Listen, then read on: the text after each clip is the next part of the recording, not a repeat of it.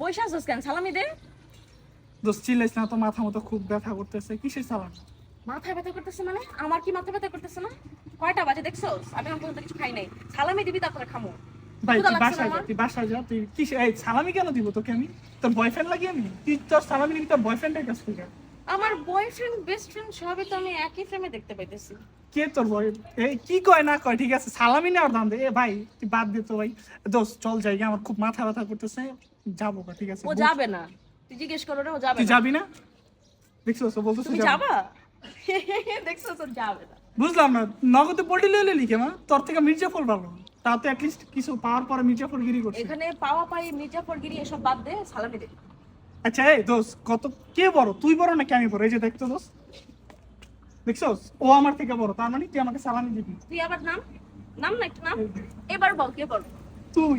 তুই বড়, আমি ছোট। শালা সালামি দে, যারা ছোট তারা সালামি পায়, বুঝছস? ভাই এইসব নাটক বাদ দে। তোর মতো এই ভাই ওর মতো বড় লোক মানুষ আমাকে সালামি চায়। দেখছস কি পশ এরিয়া থাকে, আমি সে গরিব মিসকিন তুই ফকির তুই এতিম। তোর নিজের পাঞ্জাবি দেখ আর আমার দেখ, আমি তেনা তো না পড়াইছি। এই দেখ ভাই, এই লেরাইতেছি। যে আমার দাম 10,000 টাকা আর কই পাঞ্জাবির দাম 5,000 টাকা, তা বড় লোক কে? এটা বলে 10,000 টাকা, এটা জীবনেও 10,000 টাকা হবে না।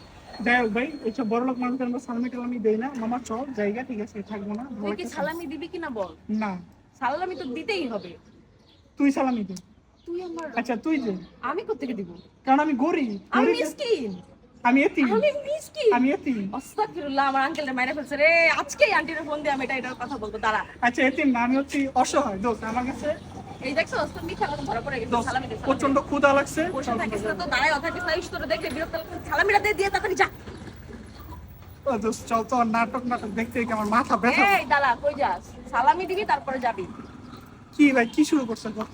দোস্ত শোন, সালামিটা দিলে আমি খানা খাবো, খানা খেয়ে খাবো, বুঝছো? আমার প্রচন্ড ক্ষুধা লাগছে। ভাই আমারও ক্ষুধা লাগছে। ওই দোস্ত চল তো, ভালো লাগতেছে না। দোস্ত তুই যাবি না? তুমি চল। যাবা? তুমি যেতে পারো বলো? যাবে না, যাবে। ও আমার কথা শুনবে, তোর কথা কেন শুনবে? দেখি দেখি তার পাঁচটা নে। দোস্ত এদিকে দেখ, 5,000 টাকার ব্যাগ, ঠিক আছে বড় লোক মানুষ। দেখি ওর ব্যাগে কয় টাকা আছে, যেই কয় টাকা পাবো সব আমার। ঠিক আছে।